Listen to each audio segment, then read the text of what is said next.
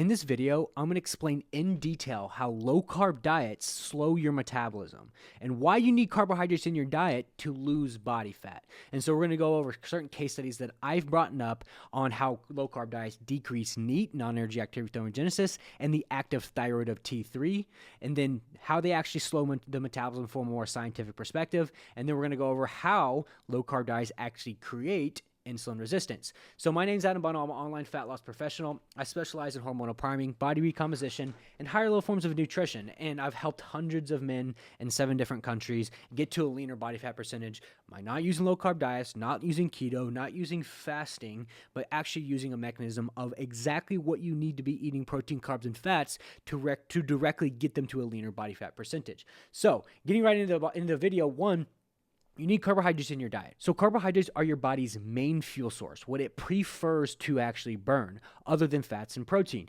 It prefers to burn carbohydrates because it's an active energy source, and it's a very ready available energy source for the body to utilize. So the phrase fat burns in a carbohydrate flame refers to the scientific concept that the body needs a presence of carbohydrates to effectively utilize fat as an energy source, meaning that without sufficient carbohydrates, the body cannot efficiently break down and burn fat molecules. Essentially, carbohydrates act as a necessary component for the complete oxidation of fat within the metabolic process.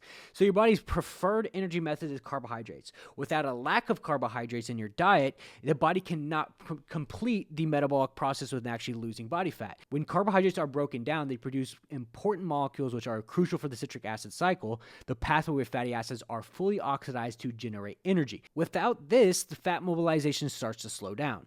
So the impact of low carb diets is that, yes, when you go into a concept where you get to a very low carb diet, your body starts to produce ketones, but ketosis happens at a long state without carbohydrates in your diet, when your body fully transitions into more of a fat adapted state where it starts to actually utilize ketones as a pure energy source. But the problem in today's society is that, one, people can't stay in ketosis because it's very unsustainable trying to stay away from carbohydrates, or people still have a little bit of carbohydrates in your diet and you just put yourself in a metabolic purgatory. So when you start to eat low carb diets, some things actually start to happen within your body. NEAT and T3 start to decrease. So NEAT is non-exercise activity thermogenesis. It influences energy levels. As the body primarily uses carbohydrates for fuel, when you consume sufficient carbs, you have more ready available energy to perform everyday activities, leading to higher levels of NEAT, which this means is psychologically, when you have more energy, you move more. When you have less energy, you move less. And so carbs are the body's main primary source of energy, meaning adequate carb intake can support higher activity levels and increase NEAT. And then very low carb diets negatively impact NEAT due to potential fatigue and reduced energy levels, leading to less movement through the day. So like I said, NEAT is kind of more of a psychological way the body actually burns food. And if you have very low carbohydrates, you can lead to a very low level of NEAT. And then getting into T3. So T3 is the active thyroid hormone that produces, quote unquote, metabolism, regulates your thyroid. And the amount of carbohydrates in your diet is directly linked to your levels of T3, thyroid hormone. High carb diets are associated with higher T3 levels, while low carb diets are associated with low T3 levels. The amount of carbohydrates you eat is a key factor in regulating T3 production.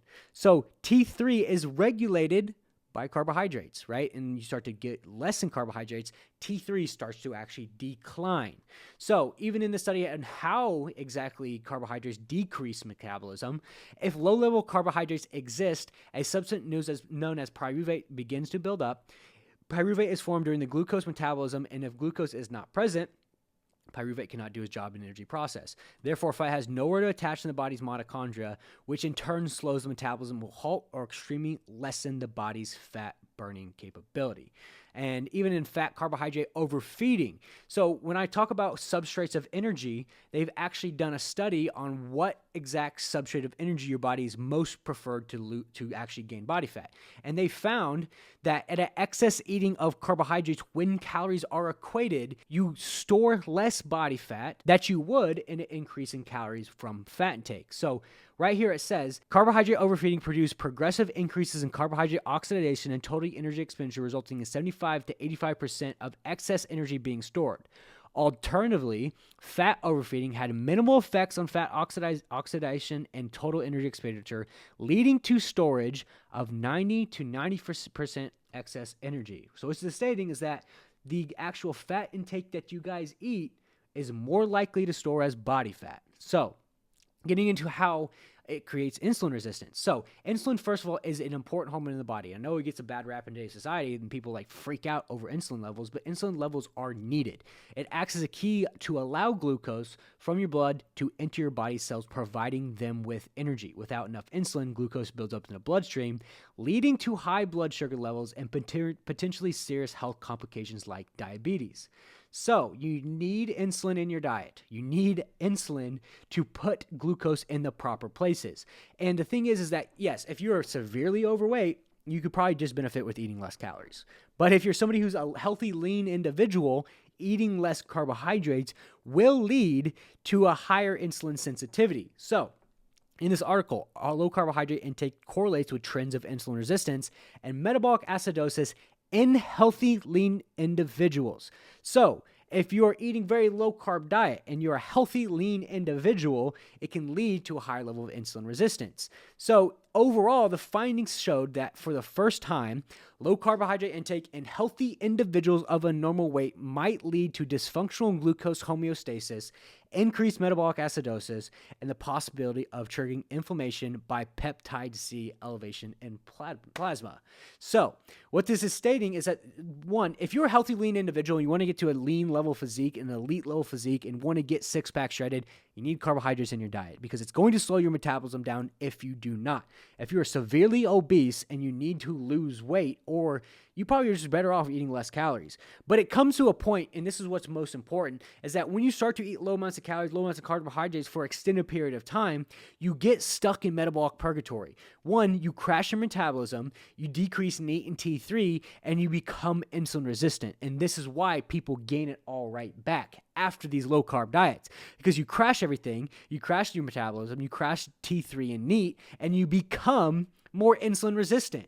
So it means that every time you eat carbohydrates, you just gain the weight right back, which is the never-ending cycle that many, many people actually go through when understanding dieting in general. But you're better off, and if you want to get to a leaner physique and you're a healthy, lean individual, you need carbohydrates in your diet to get there. It's the same thing I use with each and every single one of my clients. None of my clients are on low-carb diets. They're actually eating more food and losing a significant amount of weight. How is that? Because when you understand how the body works from NEAT, T3, metabolism, you can put certain concepts in place to correlate to their metabolism, increase their metabolism, and eat more food and lose more weight. I have over 45 client case studies on my page. If you want to check them out, you're more than happy to. I break it down step by step. But if you like these type of videos, like, comment, and subscribe. We're doing a new video on Friday, and I'm going to go over actual what fat does, like the macromolecule of fat. So do not miss that video. Like, comment, subscribe, and turn my bell notifications on so you can get that video on Friday.